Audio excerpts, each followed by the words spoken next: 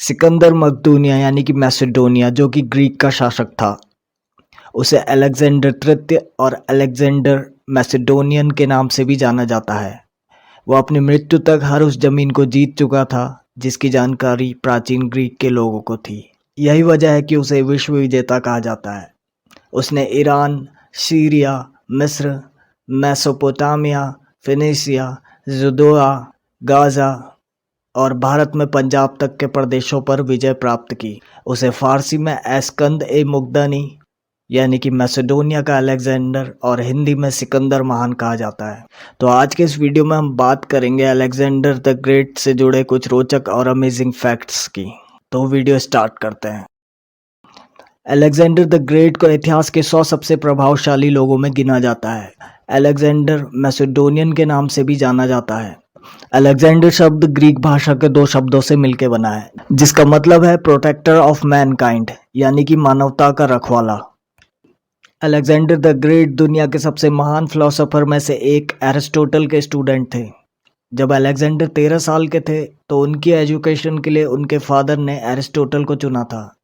Aristotle ने Alexander को 3 साल तक पढ़ाया और जब अलेक्जेंडर 16 साल के हुए तो उनके पिता की मृत्यु हो गई। इसके बाद अलेक्जेंडर मैसेडोनिया की गद्दी पर बैठे।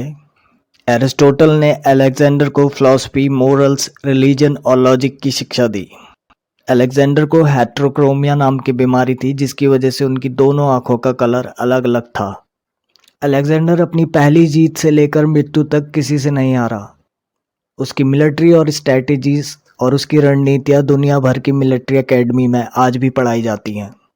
सिकंदर उन सभी जमीनों में से लगभग आधी जमीनें जीत चुका था जिनकी जानकारी प्राचीन ग्रीस के लोगों को थी, लेकिन इसके बावजूद भी वह पृथ्वी का मात्र 5% हिस्सा ही जीत पाया था। अलेक्जेंडर की सेक्सुअलिटी को लेकर भी बहुत सारी कंट्रोवर्सीज है। कुछ हिस्टोरियन ने उसे बायोसेक्सुअल बताया था। अलेक्जेंडर की 3 पत्नियां थी, रॉक्सेना, बारसीन, पेरिसिटी। यह कहा जाता है कि अलेक्जेंडर के 2 बेटे थे और अलेक्जेंडर की मृत्यु के बाद दोनों की हत्या कर दी गई। सिकंदर को सबसे कांटे की टक्कर भारत के राजा पूर्व ने दी थी। ग्रीक हिस्टोरियंस ने राजा पूर्व को पोरस नाम दिया है, जिन्होंने सिकंदर का विजय रथ रोकने की भूमिका निभाई थी। उन्होंने सिकंदर की सेना के मन में इतना खौफ पैदा कर दिया था कि सिकंदर को भारत से लौटने पर मजबूर होना पड़ा।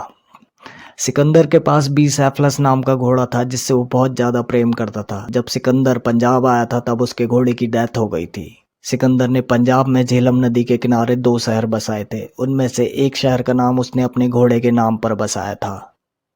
दुनिया में किसी भी हिस्से को जीतने के बाद अलेक्जेंडर अपने नाम से वहां एक नया शहर बसाकर अपनी विक्ट्री को सेलिब्रेट करता था। अलेक्जेंडर ने दुनिया भर में ऐसे 70 शहरों को अपने नाम से बसाया।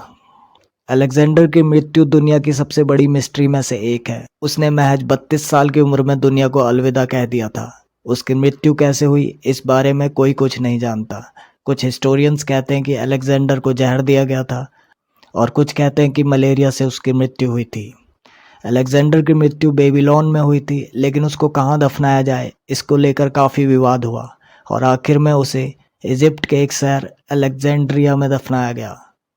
यह शहर अलेक्जेंडर ने ही बसाया था और अपने नाम पर ही उसने इस शहर को नाम दिया था।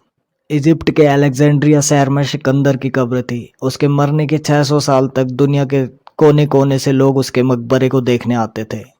लगभग 4th सेंचुरी की शुरुआत में सिकंदर की कब्र कहाँ गायब हो गई ये आज तक किसी को नहीं पता।